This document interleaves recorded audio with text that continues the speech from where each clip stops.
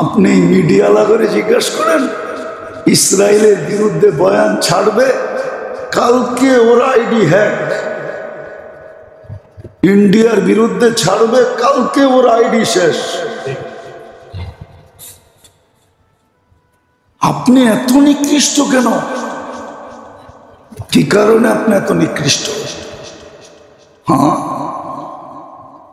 নিজে নিজে ভাবেন আমি বড় হিরো, দুনিয়ার চোখে আপনি জিরো।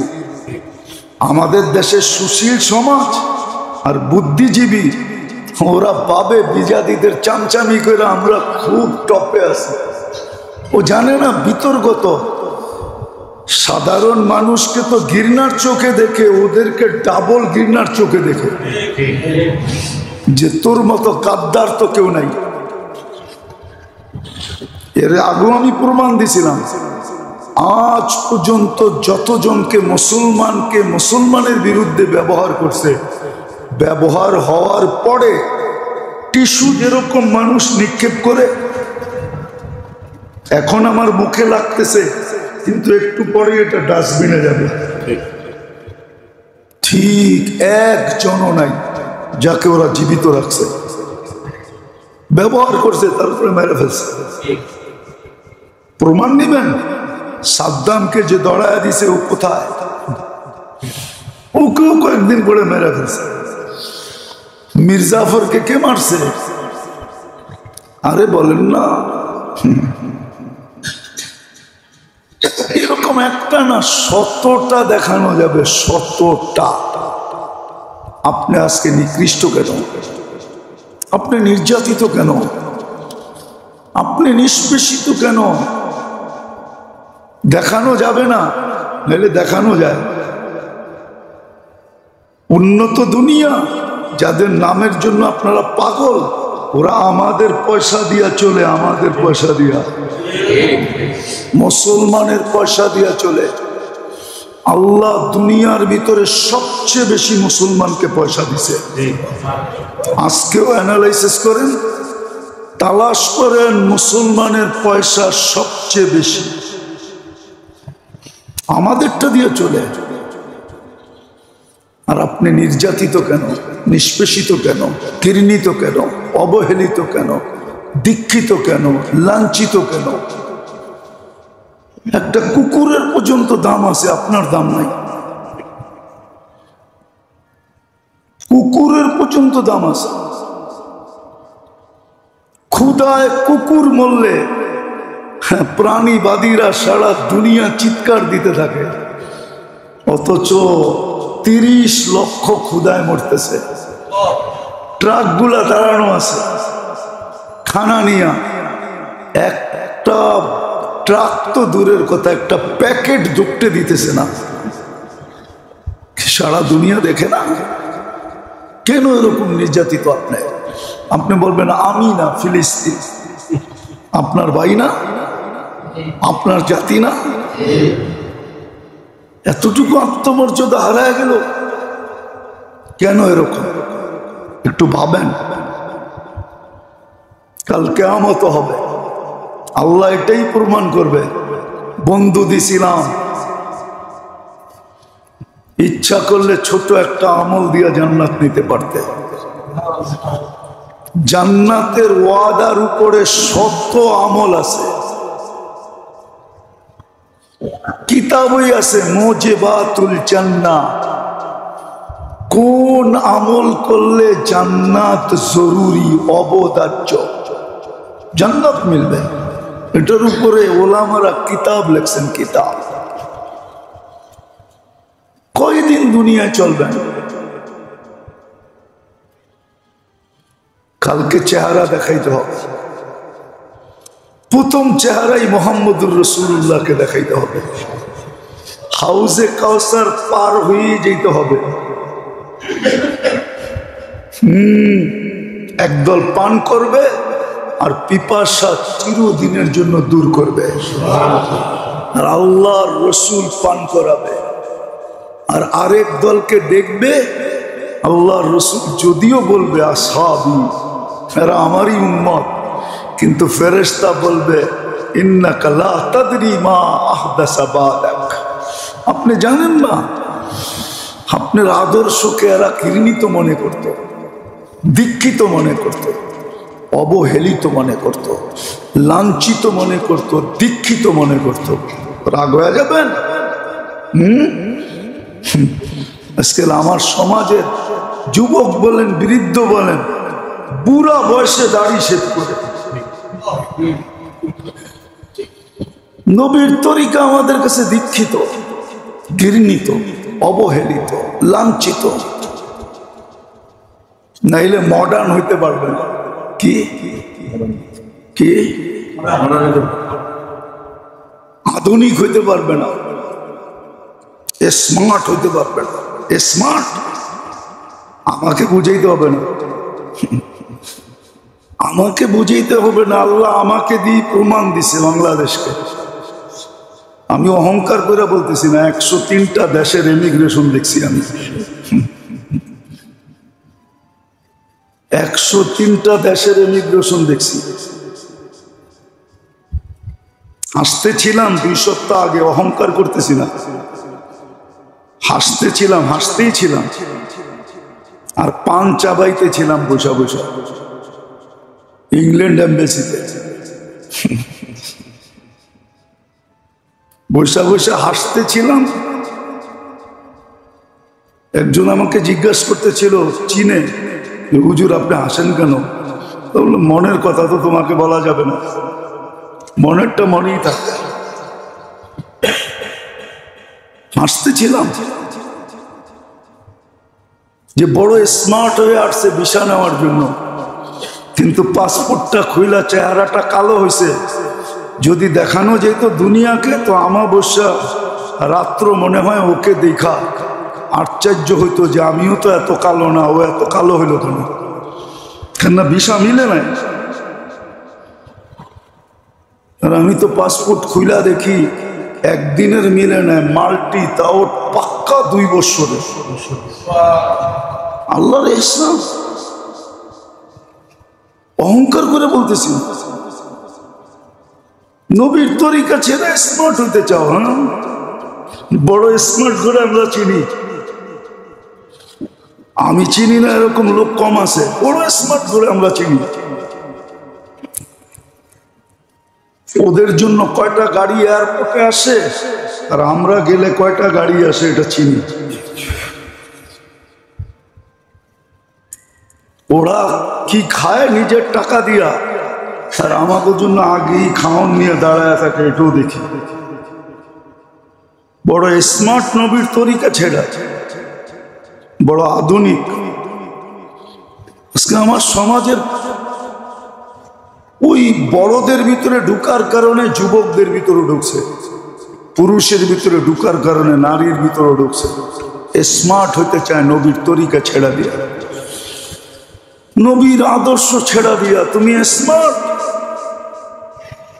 আমি তো মসজিদে না, ওয়াজের ভিতরে বলি, আমি চিনি অনেককে,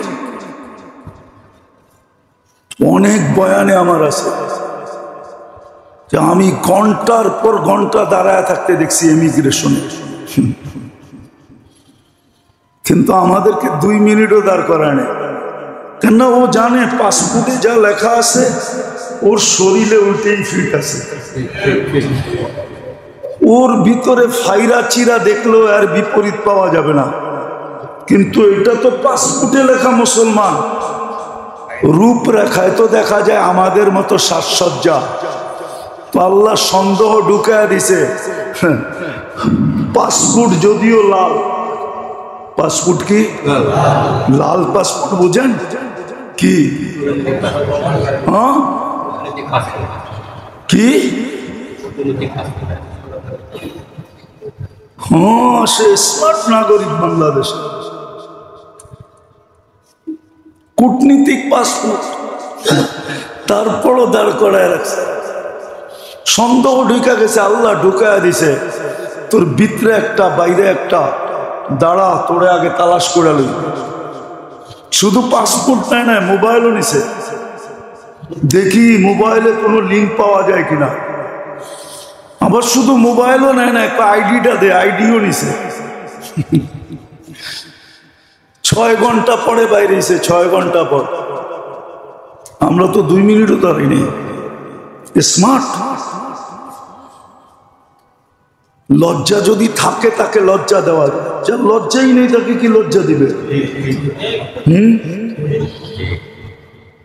আজকে তো আমাদের দশা, লজ্জা বিক্রি করেই তো স্মার্ট হইলাম। আবার লজ্জা কি, ঠিক না? লজ্জা বিক্রি করেই স্মার্ট হইলাম। লজ্জা বিক্রি করে তো আধুনিক হইলাম, এই জন্য লজ্জা নাই। লজ্জা থাকা উচিত যে আমি এত ঘৃণিত কেন, আমি এত দীক্ষিত কেন, আমি এত অবহেলিত কেন, আমি এত লাঞ্ছিত কেন। এই জমিনের কিছু অংশ তো আমিও মালিক। 60টা মুসলিম দেশ, জমিনের কম পরিধি তো মুসলমান মালিক না। 250 কোটি মুসলমান। কত? 250 কোটি মুসলমান। সবচেয়ে বড় টাকা যাদের কাছে, দুনিয়ার সবচেয়ে দামি। কসম খোদার, আমি এই যুবকদেরকে জিজ্ঞেস করি, ওরা বাপ মার টাকা দিয়ে যতটুকু ফুটানকি করে, আপনি আমাকে ইউরোপে দেখান ওদের বয়সের যুবক মা বাবার টাকা দিয়ে এতটি ফুটানকি করতে পারে কিনা? চ্যালেঞ্জ আমার সাথে। কেন 18 বছর পরে হইলেই গাড় ধাক্কা দিয়ে বের করে দেয়, আর সন্তানও বাহির হয়ে যায়। আমি তো আপনাদেরকে এইখানে বসে শুনাইছি, অন্য জায়গায় তো না। 2005-এ আমি জাপানে দেখছি, বড় লেদার ফ্যাক্টরির মালিক, নিজের স্বয়ং স্ত্রী চাকরি করে ওই ফ্যাক্টরিতে। আর ওর চাকরিটা কি জানেন? সকালবেলা আইসা ফ্যাক্টরিটাকে ওয়াশ করবে, এটা হলো ওর চাকরি। এত বড় ফ্যাক্টরির মালিক, স্ত্রী যদি কনকনে সকাল বা শীতের সকালে আইসা ফ্যাক্টরি ওয়াশ করতে হয়, তো এমন স্বামীর কাছে থাইকা লাভটা কি? আমি জিজ্ঞেস করছি কেন চাকরি করে? বলছে পার্সোনাল কিছু জিনিস আছে, পার্সোনাল। ও যে মদ খাবে টাকা দিবে কে? ও যে জুয়া খেলবে টাকা দিবে কে? ও যে পার্লারে সাজবে টাকা দিবে কে? স্বামী তো দিবে না। এই টাকা যোগান দেওয়ার জন্য এইখানে চাকরি করে। হ্যাঁ, ওর বেতনটা আমাদের তুলনায় একটু বেশি।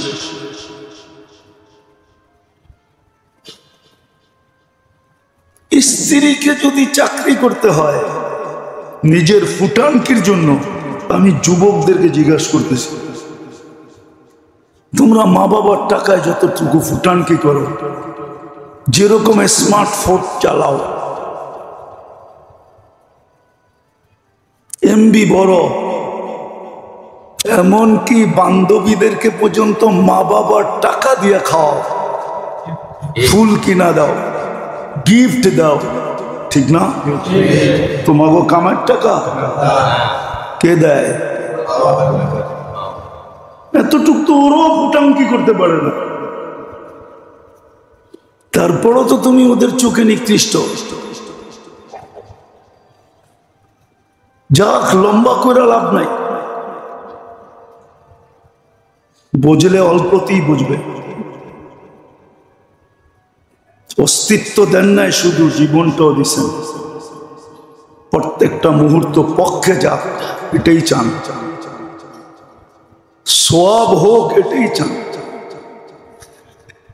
সুখে থাকি এটাই চান, শান্তিতে থাকি এটাই চান, জোর মিল মহব্বত হোক এটাই চান। আমাদের জীবনের মজা দেখা হয়, ফুল যেখানে থাকে ভ্রমর ওইখানেই আসে। কি এটার উপরে কত গানই না হইলো এই পর্যন্ত, ঠিক না? মনে হয় গান বোঝেন না, সব তো বুজুর্গ মানুষ, আপনারা গান করতে গিয়ে বুঝবেন, ঠিক না?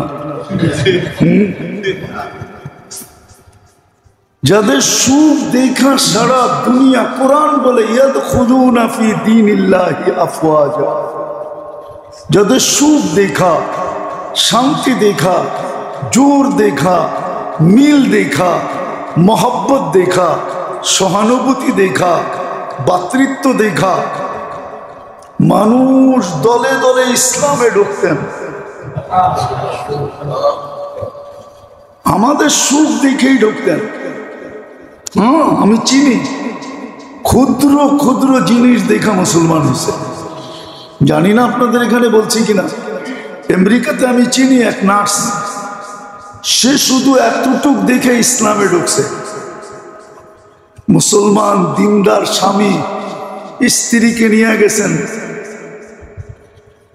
বাচ্চা হবে হাসপাতালে,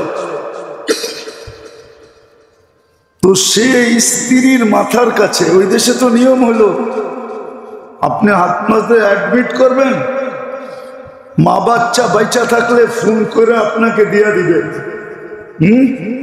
তারপরে আর আপনার কোনো মাথা ব্যথা নেই, দেখতে পর্যন্ত যাবে না। হ্যাঁ, মরে গেলেও খবর দিবে, বাইচা থাকলেও খবর দিবে।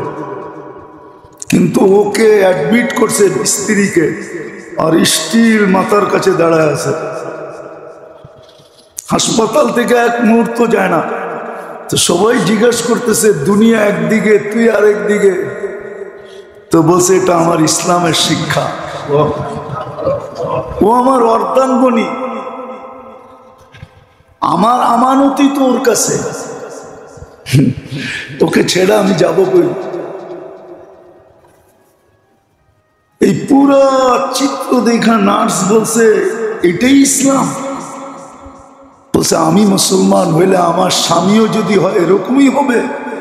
বলছে অবশ্যই, ইসলাম এটাই শিখায়। বলছে তাইলে আমাকে মুসলমান বানাও।